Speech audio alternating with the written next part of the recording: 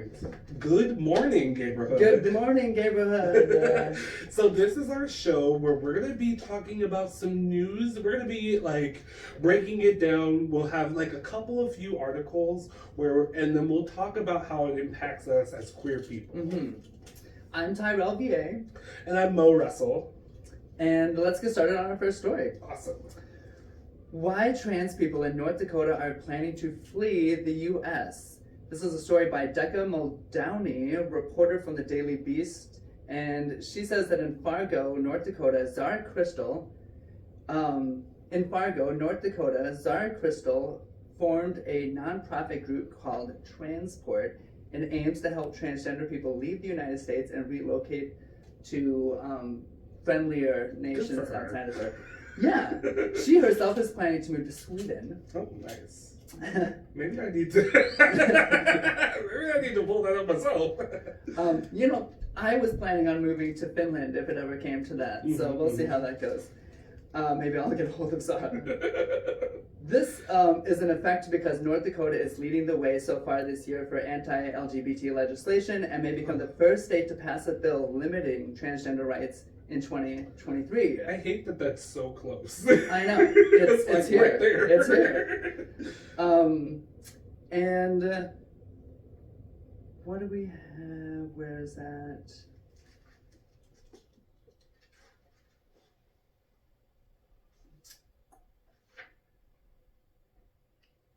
Well, we can break that down. We can talk about this a little bit. I feel like the main thing that is happening right now is that there's a fear, an ongoing homophobia, a fear of queer people, of what that means for the culture, what that means for heteronormality. I think a lot of people are scared of like in the last 20, 40 years, more heterosexual people have come out as queer, have come out as trans. Mm-hmm. I think that they're afraid. Wow. Yeah. I think that they're afraid of how that will continue to develop, the way more people are realizing, oh, I don't have to be boring and straight. Not that straight people are boring, well. But you don't have to be. And more than just that, you might not just be. Right. Yeah. As well, and you figure that out as you explore, because in this particular nation, we grow up just with that normality, that boringness. Normality, yeah. Yeah, and until you discover the terms, discover the words, it's not that these people haven't been here. We just don't know how to describe ourselves yet. I think that's a really good point. We are now just putting words to the feelings. Right. The concept was already there. We had all of those thoughts rolling around in our brain. We were just like, oh, what is that? And also we're seeing queer people being hunted and targeted. Right. So it's oh, maybe I don't. And North Dakota is particularly dangerous. So I can understand the mentality of why it's happening. It still sucks and it's still not great. It's not a make America great kind of thing. No. Because our lives, our livelihoods are in danger, and the fact that we're contemplating leaving should tell you something. Right. And that's money out the door for America as well. You'd think that they think about that because that's all they seem to care about. Now, this information comes from not just the Beast. They got their information from the Trans Legislation Tracker, and that in itself is just a great source for any queer person to know about and have access to. It is a tracking bill thing that does... We'll put the link down in the description so you can find that. Yeah, they say that they track over 200 bills in 2023, and a significant number of those will likely pass. Oh boy. These are anti-trans bills, essentially. Specifically, yeah. Let's see, this is what was happening in North Dakota. It's also happening in Kansas. Kansas has a bunch of bills coming out. We don't want to talk too much about specifically the bills because there's a lot. There's a lot of language. There's a lot of terms. And we're not experts. That's why we want you to go and look. But we're here to tell you that this is happening. In Kansas,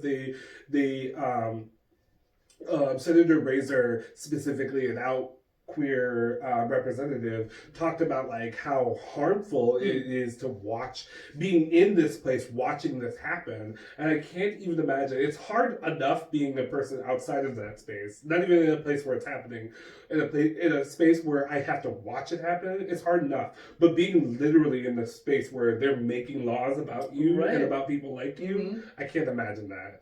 And he came out to the Kansas City Star magazine, and he said that it's just really hurtful, and he can't emphasize and sympathize enough for the queer children because he remembers being a 17-year-old and realizing everything was one way and he was another way, and he can't imagine what it's like being a queer kid in this day and age. You'd think we progressed, but we are regressing. It's hard to say which one's worse, when they were ignoring us before or now when we're being politicized. Well, and it's like there are generations of this because I grew up in the era of Matthew Shepard. Like that was like right when I was still like a very young, impressionable kid, and knowing that someone hated someone like me enough to do that kind of stuff to them genuinely scared me, and I don't want to say it stopped me from coming out. Like I genuinely was like, okay, well maybe it's not safe, like that's a real thing. And like I could have had so many better queer experiences if I didn't have that looming in the back of my mind. It literally hinders your like growth. I knew about the story Matthew Shepard, but I didn't know that myself was gay at the time. And so it just added to the internal homophobia. I think. Truly. So it's interesting to see how the generational effect of it, because like you think you can't get away with that kind of stuff in this era, but it's like, well, instead of doing that, those people went to get positions in which they can illegalize us and put us in jail. And then whatever happens in jail happens in jail. We know what happens in jail. We know what happens to queer people, people of color in jail. We know. It's well recorded. So it's like, this is just an excuse to dispose of us. That's ultimately what it is. I keep telling you about this conspiracy I have of the Christian nationalists and their plan, their agenda to take over America. As if they already haven't. I finally found it. This will be a big story that will be coming. It's called the 7 Mountain Mandates. And it is... it's huge. It's what's happening to us right now. This is why they're so good at getting these laws across, because they have put people in these positions that they can just trickle down. They're smart about it. What's so wild about it is like this whole system was created in a way to make sure stuff like this doesn't happen, where one group of people can come in and take over positions of power in all of the industries and just outright unwrite people from the culture, which is wild to me. And we're back. So, our next segment is going to be more about global politics and global things happening. Currently in Canada, Sarah Van Anders is, I'm pretty sure she's a doctor. Let me get that right. Dr. Sarah Van Anders, there you go, is doing doing a big research program talking about the psychology and its intermingling with hormones. She is a person who is doing a lot of research about hormones and how they interact with our social psychology. And it's really an important thing as queer people, trans people, talking about our hormones. Even outside of that, hormones impact our everyday lives. Like there's so many different things that hormones are, the root of, the cause of, the reason for. So it's really interesting to see studies like this being done, especially in a queer-minded way. How do our changing of hormones affect our social engagement? How does that affect our psychology? How does that affect our mind state? How can we better prepare ourselves for those kind of things? And that's the kind of studies that she's doing right now. And it's really important. That's awesome. I think that to take it to and break it down, I think that like as a trans person, I think a lot about hormone. Like I thought about hormone therapy and like transitioning, and I've decided personally that transitioning isn't for me. Like I appreciate my body. There's plenty of body dysmorphia, but I appreciate my body in the state that it is right now. And maybe that'll change. I think that it's a constant change for a lot of people. Flow. Yeah. So I've always viewed myself as gender fluid versus and non-binary in that same concept, which is a weird. It's been weird for me, but like as I do more research, it seems to be evident in a lot of people. Like non-binary doesn't mean you have no gender. It means that you don't asphyxiate yourselves with a specific gender, and that's something I've had to like educate myself on. Yeah, I'm similar in that way of the fluidity I find as I'm learning more about myself and breaking down that heteronormativeness of all of the stuff that I've learned in my life. That it moves more, or I feel more comfortable with becoming who I am. Mm-hmm. And I still haven't figured out where that ball settles down yet, but it's amazing to explore it and find. It really does feel empowering to like know that you have adjacency over something that you've been told is this whole time. Right. Like the very concept of that was eye-opening to me. Like it like changed my life forever, and that's why I have such an affinity and appreciation for trans people, because it's just such an empowering, like powerful thing to know that you can just make a decision about your gender, and it doesn't have to be physical. It can be mental. It can be spiritual. Mm-hmm. There's so many layers to it. Right. And when you can let go of like wanting everyone to do what you want them to do, or feel like they should react the way that you want them to react, it is in itself freeing, because that's all that shit on you as Absolutely. well. It's all this, package and weight on you. The weight of the whole ass world is on you. Yeah. And like I think we as queer people, we need to constantly remind ourselves that we're doing something really important. Mm-hmm. Like this isn't the norm. This isn't the usual. This is something that is trend-setting. Like we're blazing the trail, mm-hmm. and we have to also remember our elders who blazed the trail for us. Right. Yeah. This is a continuation. Mm-hmm. Yeah. More as a continuation on that, some other global news: the UK is preparing to ban conversion therapy. They got to us first. Good. That's amazing. Good for them. Like I really awesome. Hope that works out. Boris Johnson non-committing, but I really do think, as someone who's been to a conversion camp, therapy is not a great experience. It is basically let's torture the gay out of you. Right. Like there's no ifs, ands, or buts about that. And sure, there's been regulations and changes on how it's operated since I was in, but it shouldn't be a thing at all. Right. And maybe the study on how gender and psychology works, maybe that'll help us bring us to a place where it disproves the whole concept. You would think so, but no one's listening to the professionals on any of this shit. No one or at least does. The lawmakers are not listening to the professionals on this. And so, yeah, if we can educate people or... Well, luckily here in Minnesota, it's very illegal, and they're closing them down everywhere that you go. Even in the outstretches of Minnesota, where it's like the most conservative, they did try and hide them there. They have been trying to hide them there. Trying to change their name, change their affiliation. Yeah. So it's an ongoing battle. Once again, a war out here for trans and queer rights. Yeah, just because, laws are still changing against us, but even when they were changing in our favor, that did not mean anything was over. Yeah, it was never over. I think we got gay marriage here in America, and we really, I don't want to say, because I definitely see a lot of people doing the work, but, I feel like we got laxed and we got comfortable. Yeah.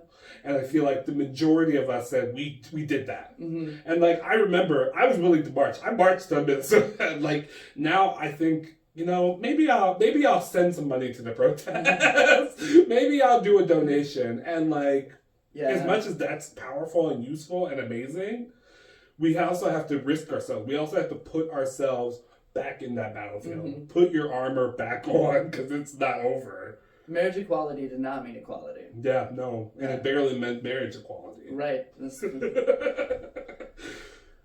In Japan, Japan's Prime Minister Fumio Kishida has fired a government aide who made derogatory remarks about LGBT couples. Fired. Out of here. Get out of there. We love that for Japan because, like, when you see Japan, you see a lot of conservative concepts. You see a lot of chasteness. You like, and not to like throw shade. This is just the real, like, what I see from outside perspective.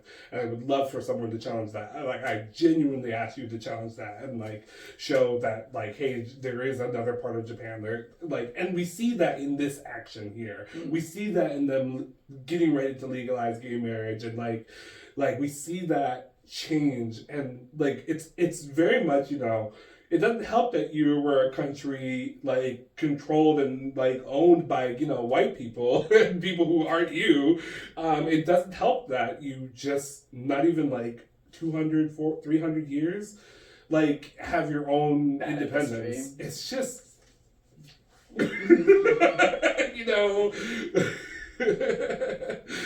it's very much a good trend, and we want to see this happen.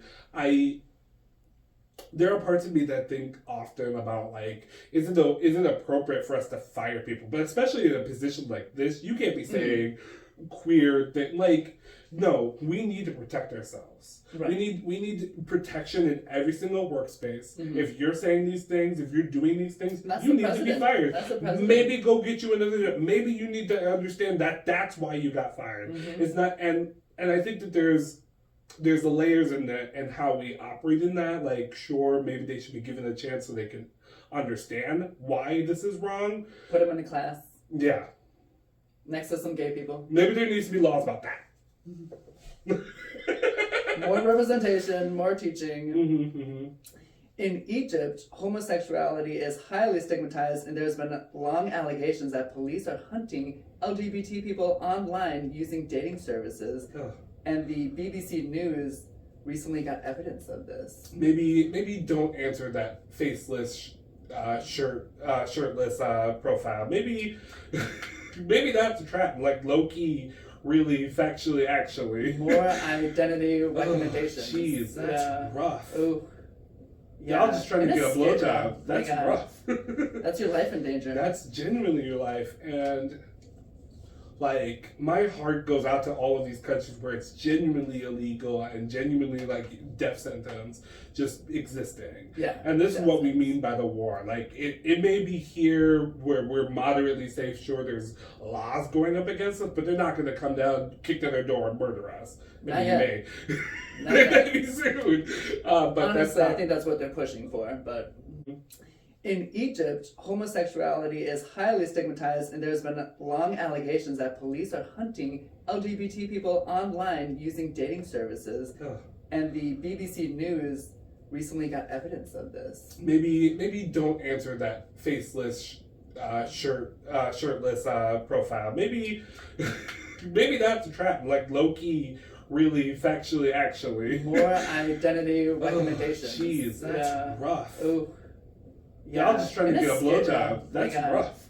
That's your life in danger. That's genuinely your life. And like, my heart goes out to all of these countries where it's genuinely illegal and genuinely like death sentence just existing. Yeah. And this is what we mean by the war. Like, it may be here where we're moderately safe. Sure, there's laws going up against us, but they're not going to come down, kick down their door, and murder us. Maybe maybe soon. But honestly, I think that's what they're pushing for. But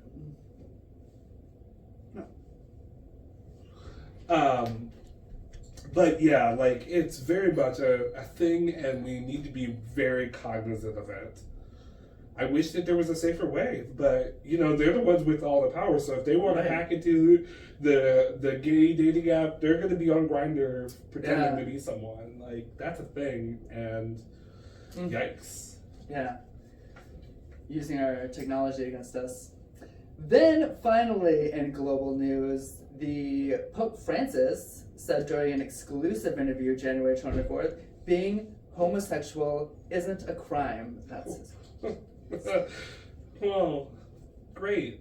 I don't know how you could say that. How kind of you. Unless he's like going to contact all these leaders and be like, now decriminalize. You can't just say that. It's not a crime no more. I just find that the whole Pope getting this whole idea of inviting Catholicism, there's a lot of work the church needs to do.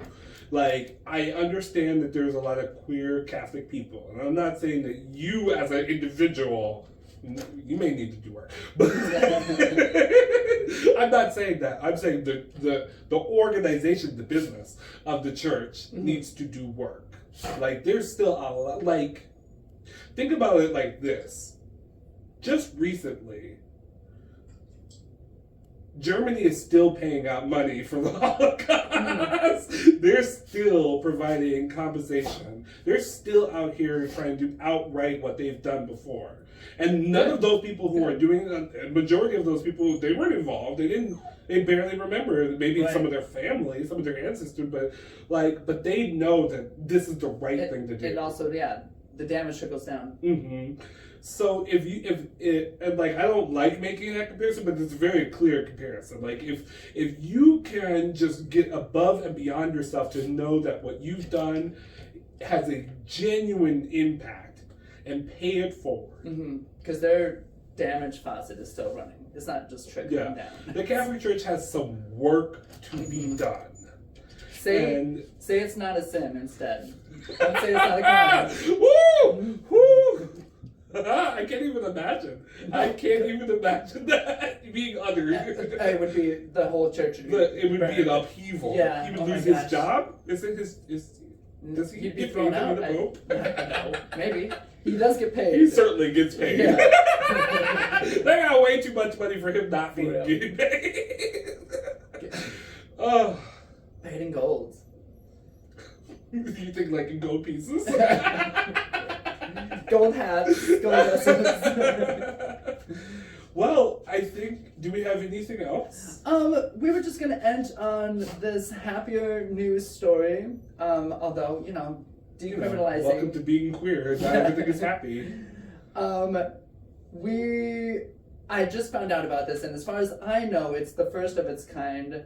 It's a queer science group at the University of Minnesota. And it basically, queer science recognizes that STEM stands for science, technology, engineering, and math. Teaching approaches have historically been inaccessible, they recognize that, and Eurocentric, racist, and non-inclusive, and they envision a future where they are valued as whole people and unequally queer contributions to science fields are celebrated. So it's one of the first queer-run science programs. That's really great. We gotta Here talk in about Minnesota. how having women, having queer people, having people of color always in the leadership makes an impact. It makes it not only make me as one of those people see that someone in the leadership, that means I have an opportunity. I could be that leader. Right. I could have a place in that space. But not just that, they have the tactful experience. They physically know what it's like. They've been through it, they've experienced it, especially as a Black person. I've said this before, we as Black people know what racism is. We have an intimate relationship with racism, so when we're speaking on it, you should be listening. Because no one has an experience on racism like we do. Sure, other people of color have an experience, but it's colored differently, that's a real reality that we all have to face. Right. And similar to be said in queer conversations, when trans people are speaking on homophobia and transphobia, we should be listening. Because they have the most tactful, most real experience. They're being murdered, they're being attacked, they're being assaulted, they're being hunted more actively than anyone else. So we should be listening. And I think that having this kind of program really leads to us listening. Right. And also, when the sciences are all filled with white, cis, het men, it tends to, all that science tends to go towards white, cis, het men. So having queer people and diversity in general in the science will get more diversity and education, discoveries in our communities. Yeah. And also going back to the point you said, the 7 mountains. Yes. Just imagine if we had 7 gay-ass mountains. Mm-hmm. Not saying we even need to, but clearly we might need to. Roy G. Biv. You know, like, maybe we need to have a rainbow, like, maybe we need to have an agenda. Maybe we need to have a program. We need to be ready for this active assault on our culture, on our people, on our person. The other side knows how to play the game, and they're cheating really well. Yeah, they've been playing this game for a while. Yeah. And they've had all the money, they've had all the property. It's a really big game of Monopoly. Yeah. I don't think we should cheat, but I do think that we need to have some sort of plan. You know, yeah. At least that. Let's see if maybe we'll have to come to cheating, but we'll get there when we get there. Let's start with the plan. Well, I just want to say thank you for watching. Thank you for joining us. Yes. And I really want to say this show was started by us. We wanted to like bring news in a queer fashion, and that's sure. There's articles. There's no like major news like being told from queer people for queer people, as far as that I could find. Right. I couldn't find a single one. So I'm hopefully, if you do know some, put them in the comments. Like us and tell us, hey, go follow these people. They're also doing it. We would love that. We'd love to have a community of people who are willing to tell the stories and have a voice to tell those stories. Yes. But until then, catch you next time. Bye.